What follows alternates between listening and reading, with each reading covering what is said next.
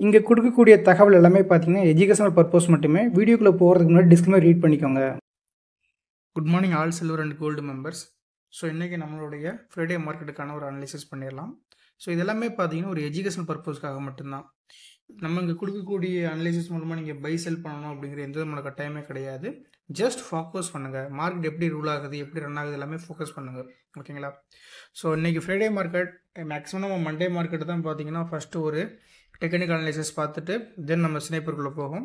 இன்றைக்கி வந்து ஃப்ரைடேக்கும் ஒரு டெக்னிக்கல் அனலைசிஸ் போயிட்டு போகலாம். ஓகேங்களா? ஸோ ஃபர்ஸ்ட் ஆஃப் ஆல் பார்த்தீங்கன்னா மார்க்கெட்டோட ட்ரெண்டு அப்படிங்கிறது புல்லு தான். டே சார்ட்டில் டவுட்டே கிடையாது. அந்த புல்லிஷ் ட்ரெண்டில் வந்து மார்க்கெட் அப்படிங்கிறது ரீட்ரேஸ்மெண்ட் வந்துக்கிட்டு இருக்குது. இந்த ரீட்ரேஸ்மெண்ட் வந்து உங்களுக்கு இங்கேருந்து மார்க்கெட் ரேலி ஆகணும் அப்படிங்கிறது இருக்கணும். எப்போ இருக்கணும் அப்படின்னு கேட்டிங்கன்னா, இந்த டே சார்ட்டோட புல் பிரேக் ஆஃப் ஸ்ட்ரக்சருக்கான ஒரு ஆர்டர் பேக் இருக்கணும். ஆர்டர் பேக்கில் நம்ம அடிக்கடி சொல்லுவோம், இந்த லாங் பாடி கேண்டில் 50% ரொம்ப ஸ்ட்ராங்கான ஒரு விஷயம் அங்கே மார்க்கெட்டில் அப்படிங்கிறது. அது லாங் பாடி கேண்டில் 50% தான் மார்க்கெட் டேப் ஆகிட்டு என்ன பண்ணலான்னு திங்க் பண்ணிக்கிட்டு இருக்கேன் இல்லைங்களா? இப்போ இந்த டைமில் வந்து 1 ஹவரோட ட்ரெண்டு அப்படின்னு பார்த்தீங்கன்னா பேரிஸாக இருக்குது. ஸோ 1 ஹவர் ட்ரெண்டு பேரிஸாக இருக்கும்போது நம்ம ஆல்ரெடி ஒரு சில விஷயங்கள்லாம் சொல்லியிருந்தோம். ஒரு மார்க்கெட் ட்ரெண்டு அப்படிங்கிறது ஹையர் ஹையரில் ஃபார்மேஷன் போயிருக்கு. ஃபர்ஸ்ட் டைம் எனக்கு என்ன பண்ணிட்டேன் அப்படின்னா ஒரு லோ பிரேக் அவுட் பண்ணிவிட்டு லோயர் லோ ஃபார்மேஷன் வந்தாச்சு மார்க்கெட்டில். ஸோ அப்போ lower low lower high formation ஆச்சுன்னா ட்ரெண்டு பேரிஸாக இருக்குங்கிறது நம்ம எல்லாத்துக்குமே தெரியும் இல்லைங்களா? ஸோ அப்போ இந்த 1 ஹவர் ட்ரெண்டு பேரிஸாக இருக்கும்போது இந்த ஹைக்கு லோக்கு ஃபிபனாச்சி போடும்போது இந்த டிஸ்கவுண்ட் ப்ரைஸ் வரைக்கும் தான் மார்க்கெட் அப்படிங்கிறது போகிறதுக்கான வாய்ப்பாக இருக்கும் அப்படிங்கிறத நம்ம ஆல்ரெடி பேசி வச்சுருந்தோம் இல்லைங்களா? ஸோ நேற்று இங்கேருந்து ஒரு டவுன் ஆச்சு பார்த்தீங்களா, கேப் டவுனில். அதுக்கப்புறம் மார்க்கெட் எவ்வளோ தூரம் போச்சுன்னு எல்லாம் திங்க் பண்ணிக்கிட்டு இருந்திருப்பீங்கள்ல. ஸோ கரெக்டாக பார்த்தீங்கன்னா 50% போய் டேப் ஆகிருக்கான். இந்த 50% டேப் ஆகும்போது தான் நம்ம இந்த பேசஸில் இருக்கக்கூடிய ஒரு 50% டேப்டு. ஸோ ஈக்குவலாக அடிச்சிருச்சுங்களா மார்க்கெட். அதனால தான் அந்த ஒரு கரெக்ஷன் நடந்திருக்கு. இப்போது மார்க்கெட்டோட ட்ரெண்டு 5 மினிட்டில் என்ன, 1 ஹவரில் பேரிஸ் தெரியும், டே சார்ட்டில் ட்ரெண்டு புல்லிஸு லாங் பாடி 50% நிற்கிதுங்கிறது தெரியும். நம்ம அடிக்கடி ஒரு விஷயத்த சொல்லிக்கிட்டே தான் இருக்கும். இன்னுமே இந்த பிளேஸ் அப்படிங்கிறது மார்க்கெட்டுக்கு ரொம்ப ரொம்ப ஸ்ட்ராங்கான பிளேசஸ் அப்படிங்கிறது இல்லைங்க. அந்த லாங் பாடி கேண்டிலோட 50%லேருந்து இந்த ஜோன் ஃப்ளவர் ரொம்ப ஸ்ட்ராங்காக இருக்குது. இது ரொம்ப ஸ்ட்ராங்னு சொல்கிறத விட லாஸ்ட் சோர்ஸ் ஆஃப் பையிங் அப்படின்னு ஒரு வேர்ட் சொல்லலாம். இந்த சோர்ஸ் ஆஃப் பையிங் வந்து மார்க்கெட் வந்து திரும்பணும். ஓகேங்களா? அப்படி திரும்ப முடியல, இது பிரேக் டவுன் பண்ணிட்டான்னா அதுக்கான காரணங்கள் ஃபஸ்ட்டு என்னவாக இருக்கும் அப்படின்னா, போதுமான லிக்விடிட்டி மார்க்கெட்டில் இல்லை. ஸோ இந்த இடத்துல லிக்விடிட்டி அப்படிங்கிறது ஆர்டர்ஸ் தான். அப்போது ஒரு லிக்விடிட்டி வந்து எனக்கு மேலே போகிறதுக்கான ஆர்டர்ஸை கொண்டு வரணும் அப்படின்னா ஃபஸ்ட்டு டைரக்ஷன் வந்து புல்லாக இருக்கணும். இப்படி புல்லாக இருந்துச்சுன்னா அதுக்கானது எனக்கு கிடைக்கும். ஸோ இப்போ 5 மினிட்ஸோட ட்ரெண்டு ஃபஸ்ட்டு என்னவாக இருக்குங்கிறத பாருங்கள். இது லாஸ்ட்டாக கிடச்ச lower low lower high formation 5 மினிட்ஸுக்கு. ஓகேங்களா? ஃபஸ்ட் டைம் ஒரு ஹை பிரேக் அவுட் அப்படிங்கிறது இந்த பிளேசஸில் நடந்திருக்கு. நான் மார்க் பண்ணி காட்டுறேன் கன்ஃபியூஸ் இல்லாமல் பார்க்குறதுக்காக. இந்த ஒரு லோ ஒரே ஸ்ட்ரக்சர் தாங்க, இதில் மல்டிபிள் ஸ்ட்ரக்சரை ட்ரா பண்ணக்கூடாது. இந்த ஹைக்கு மேலே இது பாடி க்ளோஸ், திரும்பி இவ்வளோ தூரம் டவுன் வந்துட்டு இப்போ ஒரு பாடி க்ளோஸ். இப்போ மார்க்கெட்டோட ட்ரெண்டு அப்படின்னு கேட்டிங்கன்னா புல்லு தான் 5 மினிட்ஸில் டவுட்டே கிடையாது. ஓகேங்களா? ஸோ இந்த 5 மினிட்ஸ் ட்ரெண்டுக்கான ஒரு டிமாண்ட் ஜோன் அப்படின்னு பார்த்தீங்கன்னா இந்த 24,700 டிமாண்ட் ஜோன் இருக்குது மார்க்கெட்டில். தென் இது வந்து ஆல்சோ பார்த்தீங்கன்னா ஒரு 7.786 ஹெல்த் ரீட்ரேஸ் மேலே தான் நிற்கிது மார்க்கெட். ஓகேங்களா? ஸோ இப்போ ட்ரெண்டு புல்லிஸாக இருக்கிறதுனால இந்த பிளேசஸில் வந்து மார்க்கெட் அப்படிங்கிறது திரும்ப மேலே போகிறதுக்கான வாய்ப்பு கொஞ்சம் கூட. இது இன்னொரு விஷயம் நீங்கள் பார்க்கலாம், இந்த ஓவரால் அப் ட்ரெண்டுக்கான ஃபிபனாச்சி பார்த்தாலுமே டிஸ்கவுண்ட் ப்ரைஸ் தான் மார்க்கெட் ட்ரேட் ஆகிட்டு இருக்கு இல்லைங்களா? ஸோ அதனால் இன்றைக்கான மார்க்கெட் அப்படிங்கிறது ஓவராலாக பார்க்கும்போது ஒரு ஹெல்த்தியான அப் ட்ரெண்டான டிஸ்கவுண்ட் ப்ரைஸில் தான் இருக்குது. அது எந்த விதமான மாற்றுக்கிறதும் கிடையாது. அப்படிங்கிறது மார்க்கெட் மேலே போகணும் அப்படிங்கிறத முடிவு பண்ணுறது என்ன, எப்போ மேலே போகும் அப்படிங்கிறத நம்ம பார்க்கணும் அடுத்து. ஓகே, 5 மினிட்ஸ் ட்ரெண்டு புல்லிஷ்ங்கிறது தெரிஞ்சுக்கிட்டோம் எல்லாருமே. இப்போ இன்றைக்கான லெவல்ஸ் பார்க்குறோம். மார்க்கெட்டில் வந்து பார்த்தீங்கன்னா 24,768 அப்படிங்கிறது நம்மளுக்கான க்ளோசிங்காக இருக்குது. இப்போ நம்மளுக்கான ஏடிஎம் ஸ்ட்ரைக் ப்ரைஸ் பார்க்கும்போது 24,800 எடுக்கிறோம். ஓகேங்களா? அப்போ இந்த ஒரு லெவல்ஸ் அப்படிங்கிற ஸ்ட்ராங்கான லெவல்ஸாக இருக்க மார்க்கெட்டில். இந்த 2 லெவல்ஸ் அப்படிங்கிறதுக்கு மேலே மார்க்கெட் இருந்துச்சுன்னா இது ஒரு ஸ்டாப் கன் சினாரியோ. நம்மளுக்கு ஆக்சுவலாக எஸ்எம்எஸ் சினாரியோ 24,950 அப்படிங்கிறது இந்த பிளேசஸ்க்கு போகிறதுக்கான வாய்ப்பாக மார்க்கெட்டில் கொடுக்கும். இதுவே இந்த 2 லெவல்ஸுக்கு பிலோ மார்க்கெட் இருந்துச்சுன்னா 24,700ங்கிறது கீ லெவல்ஸ் ஆகும். அந்த பிளேசஸ்லேயே பார்த்தீங்கன்னா நம்மளுக்கு ஒரு புல்லிஷான ஆர்டர் பிளாக்னு சொல்லிக்கலாம், இல்லை இந்த ஜோன் ஃபுல்லாக மார்க் பண்ணி டிமாண்ட் சொல்லிக்கலாம். ஓகேங்களா? அப்போது மார்க்கெட் அப்படிங்கிறது இதுக்கு மேலே இருந்தால் பையிங் ஆப்ஷன், இதுக்கு இருந்தால் செல்லிங் ஆப்ஷனிங், இது இவ்வளோ தூரம் தான் இருக்குது. இதுக்கப்புறம் பிரேக் டவுன் அப்படிங்கிறது பண்ணிட்டான்னா நம்ம இந்த விஷயம் நடக்கக்கூடாது. மார்க்கெட்டில் ஒரு லாங் டேர்ம் ட்ரேடருக்கு, ஒரு இன்வெஸ்டர்ஸ்க்கு அது நடக்கக்கூடாது. அப்படி நடந்துச்சுன்னா நல்ல ஒரு டவுன் போயிட்டு தான் வரும். ஓகேங்களா? அப்போ அது இன்றைக்கே போகுமா போகாதா அது எல்லாமே பார்த்தீங்கன்னா உங்களுக்கு யார் சொல்லிக் கொடுப்பா? ஸ்னைப்பர் அப்படிங்கிறவன் தான் சொல்லி. ஸோ அஸ்பர் ஸ்னைப்பர் இப்படி பார்க்கும்போது க்ளோசிங் ஏடிஎம் ஸ்ட்ரைக் ப்ரைஸ் நியரஸ்ட்லேருந்து மார்க்கெட் மேலே போக போகுது அப்படின்னா ஃபஸ்ட்டு புட்ஸ்லர்ஸ் அப்படிங்கிறவன் நேற்றோட க்ளோஸ்லேருந்து கீழே வரணும். அப்படி கீழே வரும்போது ஆப்ரவுண்ட் அப்படிங்கிறவன் ஆல்ரெடி 100 அபோவ் நின்றுக்கிட்டு இருக்கான் இல்லைங்களா? ஸ்கொயர் நம்பருக்கு அபோவ். அப்போ கண்டிப்பாக அதனால் ஒரு 144 155 வரைக்கும் போகிறதுக்கான வாய்ப்பாக இருக்கும். 2 ஸ்கொயர் நம்பர் 121 144ங்கிற ஸ்கொயர் நம்பராக போகிறதுக்கான வாய்ப்பாக இருக்கும். எப்போனா புட் செல்லர்ஸ் வந்து மார்க்கெட்டில் ஸ்ட்ராங் ஆகிட்டு கால் செல்லர்ஸ் அப்படிங்கிறவன் பை ஆக்ஷன் எடுத்தானா. அதே போல் கால் செல்லர்ஸ் மார்க்கெட்டில் வந்து செல் பண்ண போகிறான் அப்படின்னா புட் செல்லர்ஸ் அப்படிங்கிறவன் பை ஆகணும். அப்போ இன்றைக்கி ரெண்டுமே வந்து ஒரு ப்ராஃபிட் புக்கிங் பேட்டர்ன் தான். அப்போ ஸ்பாட்டோட இந்த ஒரு இம்பார்ட்டன்ட் லெவல்ஸை வச்சு நம்ம என்ன பண்ணலாம், மார்க்கெட்டை அப்ரோச் பண்ணலாம். ஓகேங்களா? ஸோ ஃப்ரைடே மார்க்கெட் அப்படிங்கிறது நான் வழக்கமாக சொல்லக்கூடியது தான். ஃப்ரைடே மார்க்கெட் மண்டே மார்க்கெட் 2 நாளும் வந்து ட்ரெண்டிங் இருக்கிற வாய்ப்பு 80% டே இருக்கும். சம்டைம்ஸ் ஃப்ரைடே மார்க்கெட் சைட்வேஸ் போச்சுன்னா மண்டே மார்க்கெட் நல்லாவும், மண்டே மார்க்கெட் சைட்வேஸ் போச்சுன்னா அதுக்கு முன்னாடி ஃப்ரைடே மார்க்கெட் நல்லாவும் இருக்கும். பட் மேக்ஸிமம் ஃப்ரைடே மார்க்கெட்டுங்கிறது ஒரு ட்ரேடுக்கான ஆப்பர்ச்சுனிட்டியான மார்க்கெட்டாக தான் இருக்கும். பொறுமையாக இருங்க. ஃபஸ்ட்டு 15 மினிட்ஸ் ட்ரேட் பண்ணாதீங்க என்றைக்குமே. ஃபஸ்ட்டு ட்ரேடிங் 9:30 to 11 ஃபோக்கஸ் பண்ணுங்கள். ரெண்டாவது வந்து கிட்டத்தட்ட ஒரு 11:50க்கு அப்புறம் 2:30 க்ளோஸ் பண்ணிட்டு வீட்டுக்கு போங்க. ஒரு நாளைக்கு 2 ட்ரேடு தான் பண்ணணுங்கிற கட்டத்தில் வந்துட்டீங்க அப்படின்னா ரிவெஞ்ச் ட்ரேட் ஃபஸ்ட்டு பண்ண மாட்டீங்க. ரெண்டாவது வந்து பார்த்தீங்கன்னா மல்டிபிள் ட்ரேட் வராது இல்லைங்களா? காலை ஒரு ட்ரேடுப்பா, சாயங்காலம் ஒரு ட்ரேடுப்பா, இந்த கான்செப்ட் வந்தால் ட்ரேட் பண்ண இன்னொரு ட்ரேட் பண்ண முடிவு பண்ணிட்டீங்கன்னா கண்டிப்பாக உங்களுடைய வெற்றி யாராலையுமே தடுக்க முடியாது. அதனால் அதை ஃபஸ்ட்டு ஃபோக்கஸ் பண்ணுங்கள். ஸோ வீக்கெண்ட் சாட்டர்டே சண்டே அதனால் ப்ராப்பரான ஒரு ஆப்பர்ச்சுனிட்டி எனக்கு இதுக்கு கீழே வரும்போது கண்டிப்பாக இதுக்கு மேலே இருக்கணும், அப்படி இருந்தால் தான் ட்ரேடு இல்லைங்களா? ஸோ அப்படிலாம் ட்ரேடு கிடையாது. அதே போல் இவனும் இது கீழே இருக்கும்போது மேலே இருக்கணும், இருந்தால் தான் ட்ரேடில் நோ ட்ரேடு. இந்த சினாரி எதுவுமே நடக்கலை அப்படின்னா இந்த ஸ்னைப்பர் பாயிண்ட்லேருந்து மார்க்கெட் எப்போவுமே உங்களுக்கு மூமெண்டம் மாறும் இல்லையா? அதை தான் ஃபோக்கஸ் பண்ணணும். ஸ்னைப்பர் வரக்கூடிய இந்த 3 பேட்டர்ன் தான் ஒவ்வொரு நாள் நடக்குது மார்க்கெட் நீங்கள் ரெகுலராக பார்த்துக்கிட்டு இருப்பீங்க. அதுக்கு நல்லா ஒரு ஸ்ட்ராங்கான ஃபோக்கஸ் கொடுங்க. Thank you. Good evening all. So எல்லாருமே இன்றைக்கி வந்து நியூ எபிசோட் இல்லையா? என்ன மாதிரி எபிசோட் நம்ம ஆல்ரெடி சொல்லிட்டோம். ஸ்மார்ட் மணி கான்செப்டையும் ஸ்னைப்பரையும் சேர்ந்து தான் பார்க்க போகிறோம் அப்படிங்கிறத ஆல்ரெடி சொல்லியிருந்தோம் இல்லைங்களா? ஸோ அதுதான் இன்றைக்கி நம்ம இன்டெப்த்தாக பார்க்க போகிறோம். ஸோ மார்னிங் வந்து ஒரு விஷயத்தை சொல்லியிருந்தோம். ஸ்னாப்சிஸ் மாதிரி சின்னதாக நான் உங்களுக்கு ஃபஸ்ட்டே சொல்லிடுறேன். எஸ்எம்சி கான்செப்டில் நம்ம என்னெல்லாம் பார்த்துருந்தோம் அப்படின்னு கேட்டிங்கன்னா 1 ஹவரோட ட்ரெண்டு என்ன அப்படிங்கிறத பார்த்துருந்தோம். இந்த ட்ரெண்டு பார்த்ததுக்கான காரணம் என்ன அப்படின்னா ஒரு மார்க்கெட்டோட ட்ரெண்டு பேரிஸாக இருக்கும்போது மார்க்கெட்டோட ட்ராவல் அப்படிங்கிற டிமாண்ட் ஜோனுக்கு போகும். ரெண்டாவது அந்த பேரிஸ் இருக்கக்கூடிய எவ்ரி டிஸ்கவுண்ட் ப்ரைஸ் அதாவது 0.5 ரீட்ரேஸ்மெண்ட்ங்கிறது ரொம்ப ஸ்ட்ராங்காக இருக்கும் அப்படிங்கிற ஒரு விஷயத்தை நம்ம தெளிவுபடுத்தணும். செகண்ட் வந்து பார்த்தீங்கன்னா 5 மினிட்டோட ட்ரெண்டு புல்லிஸாக இருந்தது, கீழே ஒரு ஆர்டர் பிளாக் இருக்குது அப்படிங்கிறத மென்ஷன் பண்ணியிருந்தோம். மூணாவது இதெல்லாம் ஒர்க் ஆகிறதுக்கு செல்லர்ஸ் பாயிண்ட் ஆஃப் வியூவில் எப்படி மார்க்கெட் ஹெல்ப் பண்ண போகுது அப்படிங்கிறத பார்ப்போம் அப்படிங்கிறத சொல்லியிருந்தோம் இல்லைங்களா? ஓகே. ஸோ அப்போ ஃபஸ்ட்டு வந்து பார்த்தீங்கன்னா ப்ரீவியஸோட ஒரு பேரிஸ் பிரேக் ஆஃப் ஸ்ட்ரக்சரோட discount price already market tap பண்ணிட்டான் அப்படிங்கிறத ஒரு ஹிண்டாக கொடுத்துருந்தோம். அப்போ என்ன அங்கே அர்த்தம்?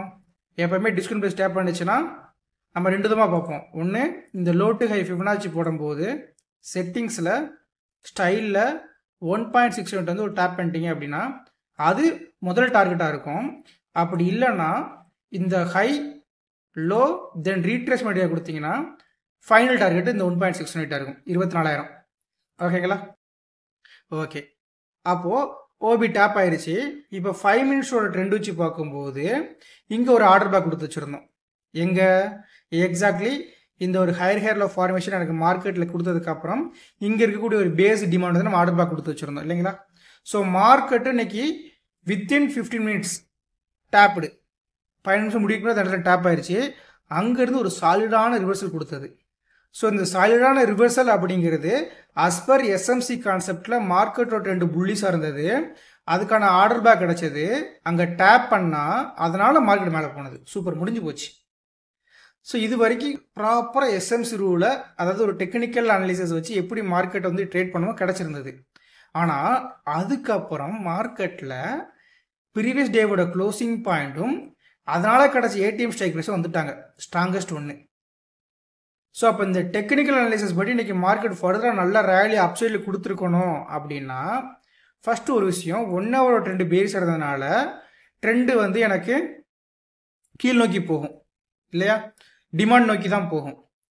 இருந்தாலும் எனக்கு 5 மினிட்ஸ் ட்ரெண்டு புல்லிஸ் ஆயிடுச்சுங்கிறது மேலே போகிறதுக்கான வாய்ப்பாக மாறலாம் அப்படின்னு கேட்டிங்கன்னா இந்த பிளேஸுக்கு அப்பர் சைடில் நிற்கிது இன்டர்கோனா மார்க்கெட்டு. ஓப்பனிங்லேயே லிட்டரலி ஒரு சின்ன கேப் டவுன் கொடுத்ததுனால அந்த பிளேசஸ்க்கு மேலே போக முடியல. மேபி இங்கே மேலேருந்து இப்படி கீழே வந்துச்சுன்னா அது வேறு மாதிரி சினாரியோ மாதிரி இருக்கும். ஓகேங்களா? அதை நான் உங்களுக்கு சார்ட்டில் எக்ஸ்ப்ளனேஷன் கொடுக்குறேன் ப்ரீமியம் சார்ட்டில். ஸோ அப்போது மார்க்கெட் இங்கிருந்து ஒரு நல்ல ரேலி கொடுத்தாங்க.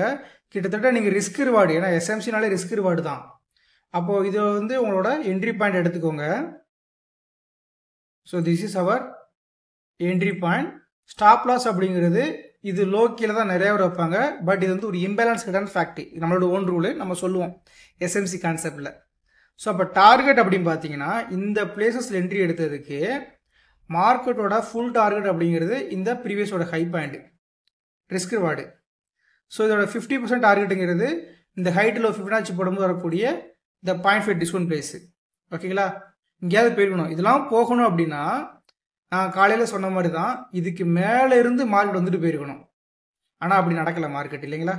அப்போ ஓவராலாக பார்க்கும்போது ஸோ ரிஸ்க் ரிவார்டு படி பார்க்கும்போது என்ன ஆச்சுங்க உங்களுக்கு மார்க்கெட் அப்படின்னா கிட்டத்தட்ட ஒரு 1:3.5 ரிஸ்க் ரிவார்டு டார்கெட் அடிச்சிருக்கு இந்த லெவல் டு ப்ரீவியஸ் டேயோட க்ளோஸு. இதுக்கு மேலே ஏன் போகலை, இங்கேருந்து ஏன் ரிவர்சல் ஆச்சு, எல்லாமே ஆன்சர் நான் கொடுத்துட்றேன் நம்மளுடைய ஸ்னைப்பர் மூலியமாக. கீ லெவல்ஸுங்கிறது இன்றைக்கி 700. ஸோ மார்க்கெட் ஓப்பன் ஆகும்போது பார்த்தீங்கன்னா கரெக்டாக நம்மளோட ஸ்னைப்பர் பாயிண்டில் ஓப்பனுங்க. ஸோ இப்போ ஓப்பன் ஆகிட்டு கீழேருந்து மேலே ஒரு பிரேக் அவுட்டும், அந்த பிரேக் அவுட்டுக்கு அப்புறம் ஒரு புல் பேக் உள்ள மொமெண்டம் கேள்வி கொடுத்து மார்க்கெட் மேலே போனோம். ஸோ இப்படி மேலே போகும்போது நல்ல ஒரு ரேலி உங்களுக்கு எஸ்எம்சி கான்ஃபிடன்ஸ் கிடைச்சது. அதுக்கப்புறம் இந்த 155 அப்படிங்கிறது ப்ரீவியஸ் டேயோட க்ளோஸு, இங்கே 147 அப்படிங்கிறது ப்ரீவியஸ் டே க்ளோஸு.